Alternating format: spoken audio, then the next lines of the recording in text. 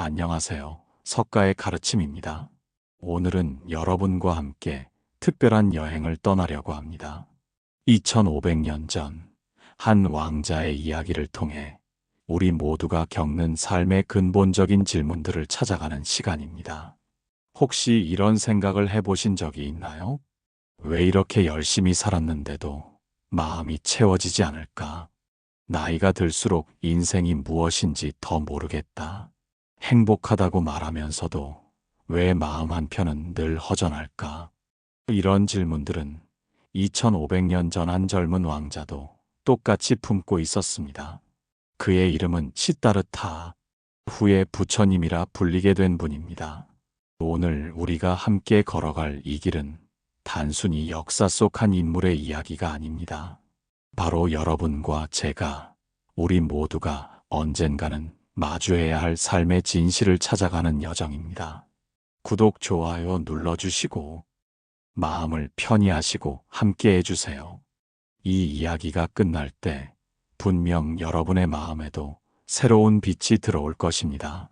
그럼 지금부터 궁궐의 화려함 속에서도 답을 찾지 못했던 한 젊은이의 이야기를 시작하겠습니다. 기원전 6세기, 지금의 네팔과 인도, 국경 지역에 있던 카필라바스투라는 작은 나라. 이곳 정반왕의 아들로 태어난 시다르타 왕자는 모든 것을 가진 채로 자랐습니다. 상상해 보세요. 궁궐의 아름다운 정원, 최고의 음식, 화려한 옷, 그리고 무엇보다 부모님의 깊은 사랑. 젊은 나이에 아름다운 야쇼다라와 결혼하고 사랑스러운 아들 라훌라까지 얻었습니다. 아버지 정반왕은 아들이 세상의 어떤 고통도 모르기를 원했습니다. 궁궐 밖의 현실은 철저히 차단했죠. 늙은 사람, 병든 사람, 죽은 사람, 이런 모습들은 왕자의 눈에 띄지 않도록 했습니다. 하지만 여러분, 이상하지 않나요? 모든 것을 가진 왕자가 왜 행복하지 못했을까요? 왜 그의 마음 속엔 늘 무언가 채워지지 않는 공허함이 있었을까요? 이것은 비단 2500년 전 왕자만의 이야기가 아닙니다. 우리도 마찬가지 아닌가요? 젊었을 때는 결혼하면 행복할 거야. 아이가 생기면 행복할 거야. 집을 사면, 승진하면, 돈을 벌면. 이렇게 생각했지만 정작 그것들을 얻고 나서도 완전한 만족감을 느끼지 못했던 경험들 말입니다. 시다르타 왕자도 그랬습니다. 풍요로운 궁궐 생활 속에서도 그의 마음은 계속해서 질문하고 있었습니다. 진정한 행복이란 무엇일까? 이 삶에 진짜 의미가 있는 걸까? 그리고 29세가 되던 해, 운명적인 순간이 찾아왔습니다. 어느 날, 시다르타 왕자는 마차를 타고 궁궐 밖으로 나가게 되었습니다. 그동안 아버지가 그토록 숨기려 했던 세상의 진짜 모습을 보기 위해서였죠. 첫 번째 충격은 늙은 사람이었습니다. 허리가 구부러지고 머리가 하얗게 센 지팡이의 의지에 힘겹게 걸어가는 노인을 본 순간 왕자의 마음은 큰 충격을 받았습니다. 마부에게 물었습니다. 저분은 왜 저런 모습인가? 왕자님, 저것은 늙음입니다. 모든 사람이 나이가 들면 저렇게 됩니다. 나도 저렇게 될 것인가? 예, 왕자님도 예외는 아닙니다. 두 번째 충격은 병든 사람이었습니다. 길가에 누워 신음하는 환자를 보며 왕자는 또다시 물었습니다. 저분은 왜 저렇게 고통스러워하는가? 왕자님, 저것은 병입니다. 누구든지 병에 걸릴 수 있습니다. 나도 저런 병에 걸릴 수 있는가? 예, 아무도 예외가 될 수 없습니다. 세 번째이자 가장 큰 충격은 죽음이었습니다. 시체를 운반하는 장례 행렬을 본 왕자는 이번에는 말문이 막혔습니다. 마침내 입을 열었습니다. 저분은 어떻게 된 것인가? 왕자님, 저분은 돌아가셨습니다. 모든 생명은 언젠가 죽음을 맞습니다. 나도 언젠가는? 예, 왕자님. 여러분, 이 순간 시다르타 왕자가 느꼈을 심정을 상상해 보세요. 우리도 똑같지 않나요? 젊었을 때는 늙음과 죽음이 먼 얘기 같았지만 나이가 들수록 그 현실이 가까이 다가오는 것을 느끼게 됩니다. 부모님이 늙어가는 모습을 보며 친구들이 하나둘씩 세상을 떠나는 것을 경험하며 우리도 모두 같은 질문을 하게 됩니다. 이 모든 것들이 다 무너질 텐데 지금 내가 추구하는 것들에 진정한 의미가 있을까? 바로 그때 네 번째 만남이 있었습니다. 출가 수행자를 만난 것입니다. 평온한 얼굴로 마음의 평화를 찾은 듯한 수행자를 본 왕자는 깨달았습니다. 저 사람은 늙음과 병과 죽음의 공포를 넘어선 것 같다. 나도 저런 평안함을 찾을 수 있을까? 그 순간 왕자의 마음 속에서 결심이 서기 시작했습니다. 29세의 어느 밤 시다르타 왕자는 인생에서 가장 어려운 결정을 내렸습니다. 사랑하는 아내와 갓난아기 아들이 잠든 침실을 조용히 바라보며 그는 눈물을 흘렸습니다. 아버지의 기대, 신하들의 충성, 백성들의 사랑, 모든 것을 뒤로하고 떠나야 한다는 것이 얼마나 가슴 아픈 일인지 누구보다 잘 알고 있었습니다. 하지만 그는 알고 있었습니다. 이대로 궁궐에 머물러 있다면 늙음과 병과 죽음의 근본적인 문제에 대한 답을 영원히 찾을 수 없다는 것을요. 여러분도 인생에서 그런 순간이 있었나요? 안전하고 편안한 자리를 떠나 새로운 길을 가야 한다고 마음속 깊이 느꼈던 순간 말입니다. 그때의 두려움과 설렘을 기억하시나요? 왕자는 말을 타고 궁궐을 빠져나왔습니다. 강가에서 머리를 깎고 화려한 왕자의 옷을 벗어 던진 후 누더기 옷을 입고 걸식승이 되었습니다. 그 순간부터 그는 더 이상 시다르타 왕자가 아니었습니다. 진리를 찾아가는 한 명의 구도자가 되었습니다. 하지만 여러분, 이 결정이 얼마나 어려웠을지 생각해 보세요. 우리도 마찬가지입니다. 변화를 원하면서도 기존의 편안함을 포기하기는 쉽지 않죠. 새로운 도전을 하고 싶으면서도 실패에 대한 두려움 때문에 주저하게 됩니다. 하지만 시다르타는 달랐습니다. 그는 진정한 자유와 평안을 찾기 위해서는 모든 것을 내려놓을 수 있었습니다. 그렇게 시작된 구도의 길. 하지만 그 앞에는 상상할 수 없는 시련이 기다리고 있었습니다. 출가한 후 시다르타는 당시 가장 유명했던 수행법들을 배우기 시작했습니다. 첫 번째로 만난 스승은 알라라 칼라마였습니다. 이분은 당시 인도에서 가장 뛰어난 선정 수행자 중 한 분이었죠. 시다르타는 그에게서 무소유처정이라는 깊은 선정의 경지를 배웠습니다. 무소유처정이란 무엇일까요?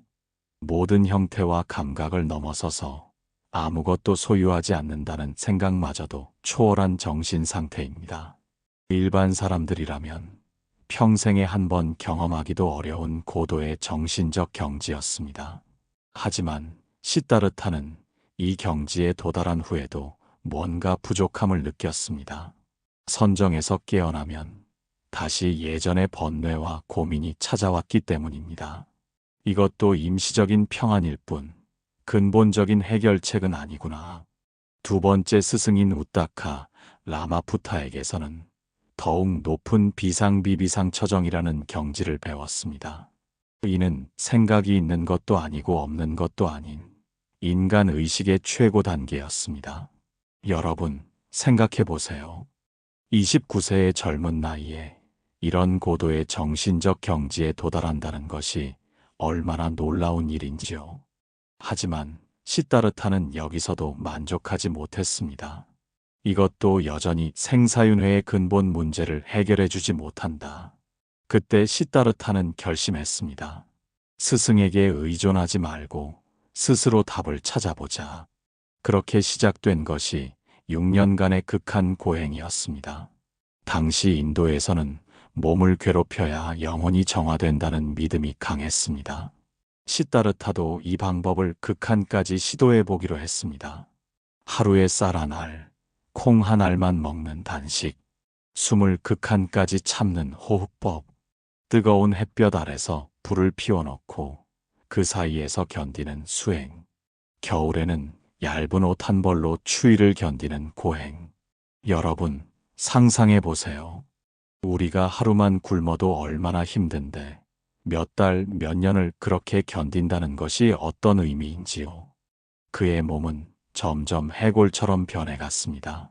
살이 다 빠져서 갈비뼈가 훤히 보였고 머리카락은 힘없이 빠져나갔습니다. 피부는 영양실조로 거뭇거뭇해졌고 눈은 깊숙이 들어가 버렸습니다. 함께 고행하던 5명의 수행자들은 시다르타의 의지력에 감탄했습니다. 저분이야말로 진정한 수행자다. 저렇게 철저하게 자신을 혹사시킬 수 있다니. 하지만 시간이 갈수록 시다르타는 이상한 것을 발견했습니다. 몸이 너무 약해지자 마음을 집중하기가 더 어려워진 것입니다.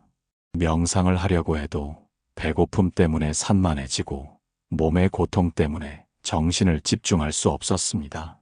어느 날 기진맥진해진 시다르타는 내란자라 강에서 목욕을 하려다가 의식을 잃을 뻔했습니다.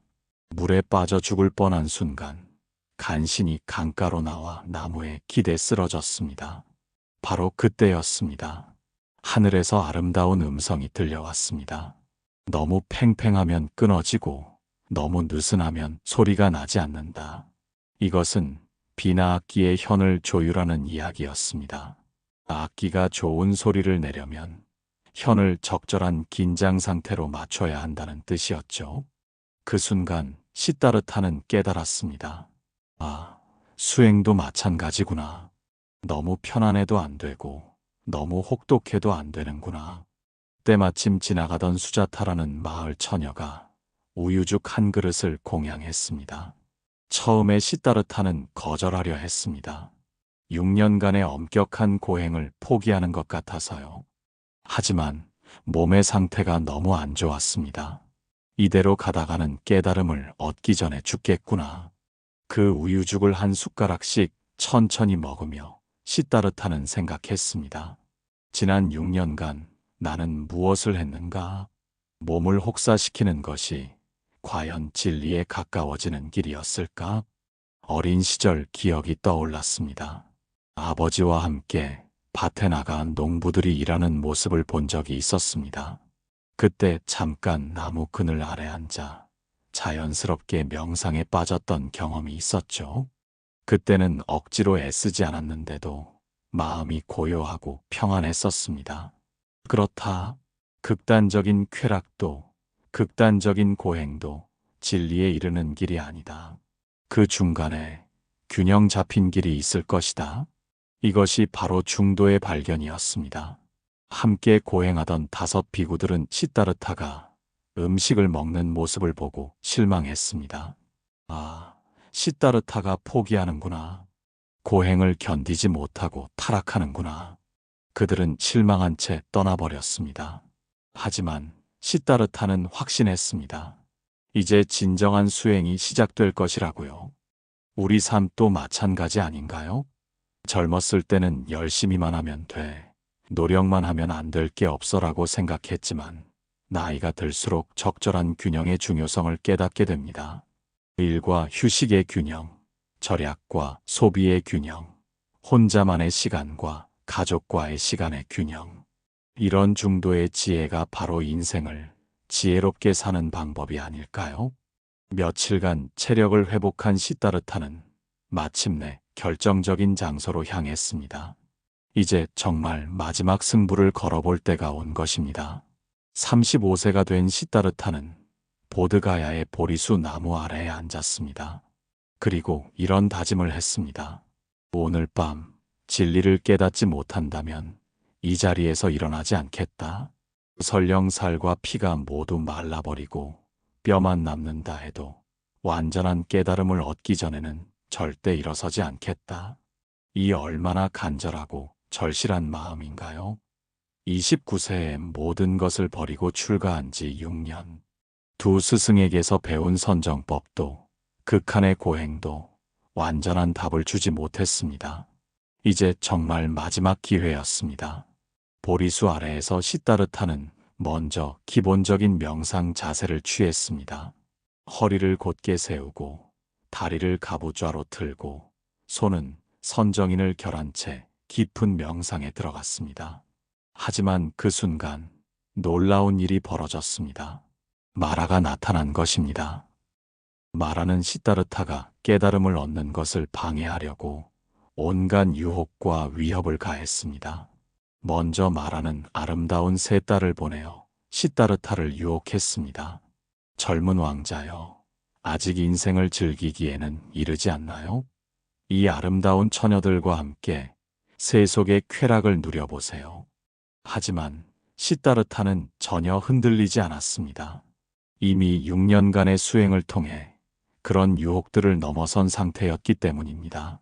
다음으로 마라는 무서운 군대를 동원해 시다르타를 위협했습니다. 기괴한 모양의 귀신들, 날카로운 무기들, 천둥번개 같은 굉음, 온갖 공포스러운 것들로 시다르타를 겁주려 했습니다. 하지만 시다르타는 이런 말을 했습니다. 마라여, 나는 이미 모든 두려움을 버렸다. 내가 보여주는 이 모든 환상들이 나를 흔들 수는 없다. 마지막으로 마라는 이렇게 말했습니다. 시다르타여, 내가 이 자리에 앉을 자격이 무엇인가? 누가 내가 깨달음을 얻을 만한 공덕을 쌓았다고 증명해 줄 것인가? 그때 시다르타는 오른손을 땅에 대며 이렇게 말했습니다. 대지가 나의 증인이다. 그 순간 땅의 여신이 나타나서 말했습니다. 이분은 수많은 전생에 걸쳐 보시와 치계와 인욕의 공덕을 쌓으신 분입니다. 깨달음을 얻을 충분한 자격이 있습니다. 모든 마장이 물러간 후 시다르타는 진정한 명상에 들어갈 수 있었습니다. 그 밤은 정말 특별했습니다. 달이 유난히 밝았고 바람은 잔잔했으며 새들도 조용히 잠들어 있었습니다. 마치 온 우주가 이 위대한 순간을 위해 숨을 죽이고 있는 것 같았습니다. 밤이 깊어지면서 시다르타에게는 세 단계의 깨달음이 차례로 찾아왔습니다. 첫 번째 깨달음 숙명통. 초저녁 시다르타는 자신의 전생들을 보게 되었습니다. 한생, 두생, 백생, 천생, 수십만 생에 걸친 자신의 과거 모습들이 선명하게 떠올랐습니다. 어떤 생에서는 왕이었고 어떤 생에서는 농부였습니다. 어떤 때는 천상의 신이었고 어떤 때는 지옥의 중생이었습니다. 남자로도 여자로도 심지어 동물로도 태어났었습니다. 그리고 그 모든 생에서 한 가지 공통점을 발견했습니다.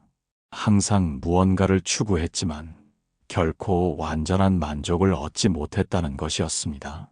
왕이 되어도 부자가 되어도 사랑을 얻어도 항상 뭔가 부족함을 느끼며 살았습니다. 아, 이것이 윤회의 실상이구나. 끝없는 갈망과 불만족의 연속이구나. 두 번째 깨달음 천안통. 한밤중 시다르타의 의식은 더욱 확장되어 모든 중생들의 삶과 죽음을 보게 되었습니다.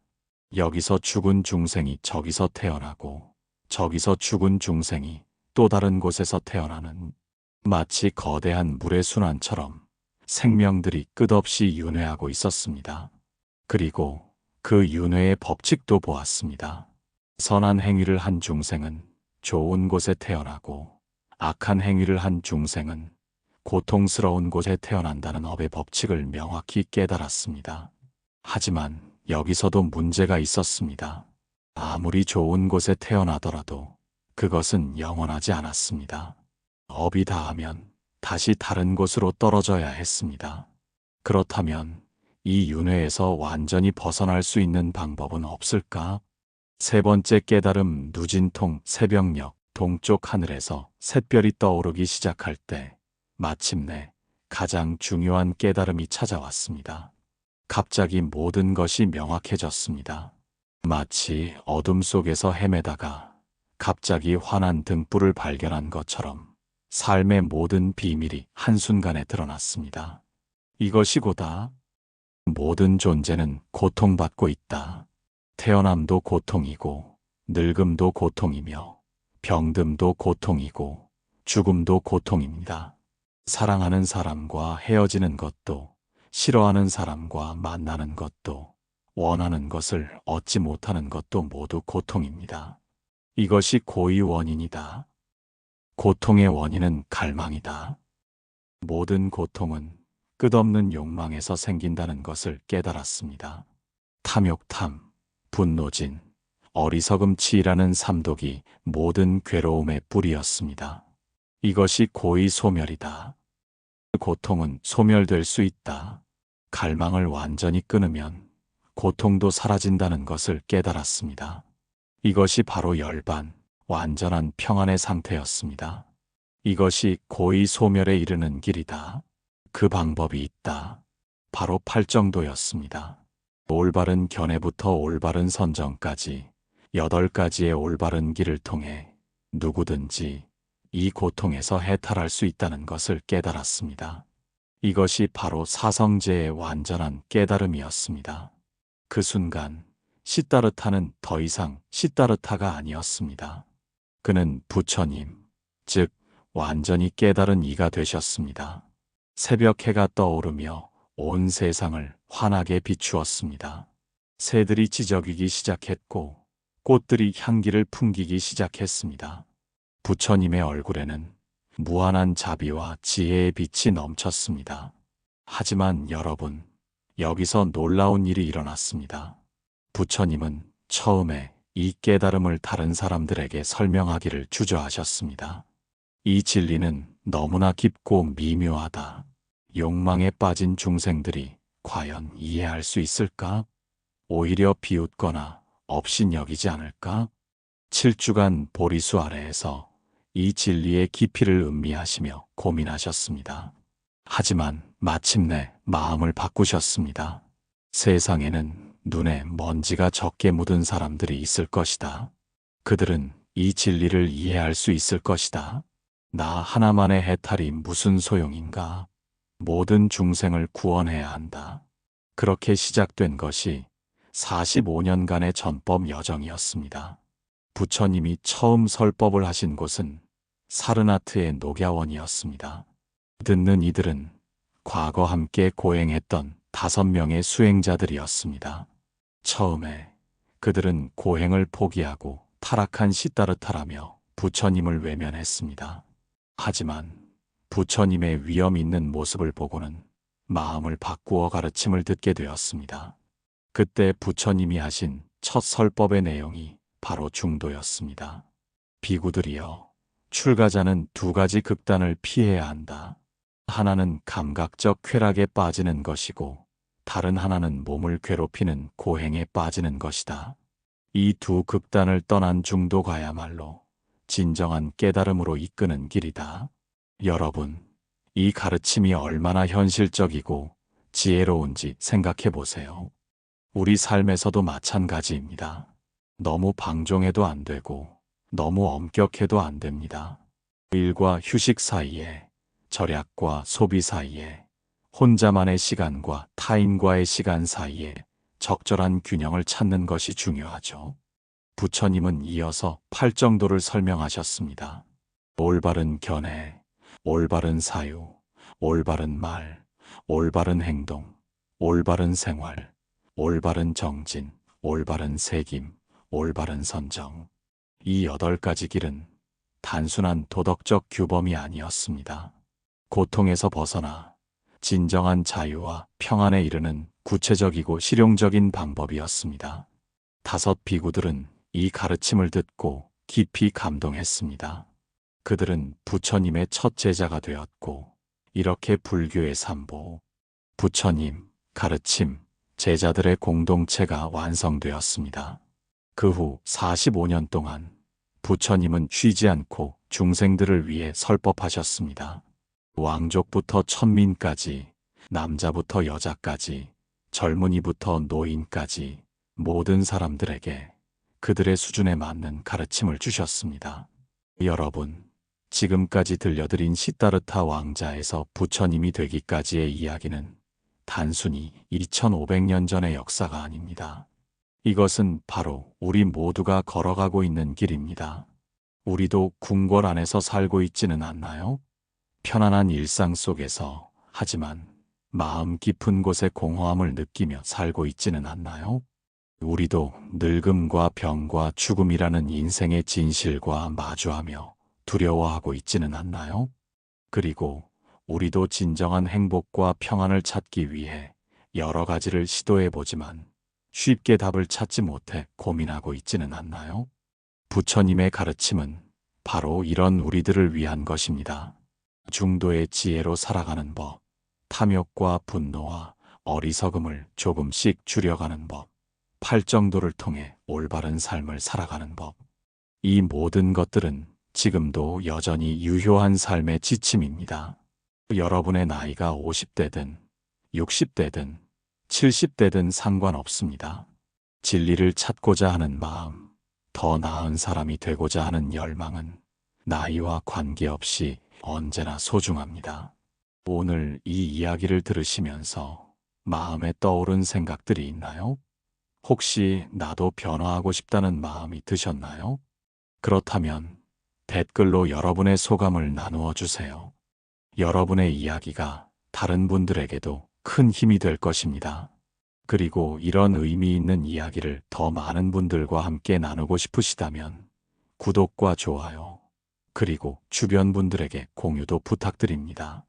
다음 시간에는 부처님의 구체적인 가르침들을 하나씩 자세히 살펴보는 시간을 가져보겠습니다. 오늘도 함께 해주셔서 감사합니다. 여러분 모두의 마음에 부처님의 지혜와 자비가 가득하기를 기원합니다. 나무아미타불 관세음보살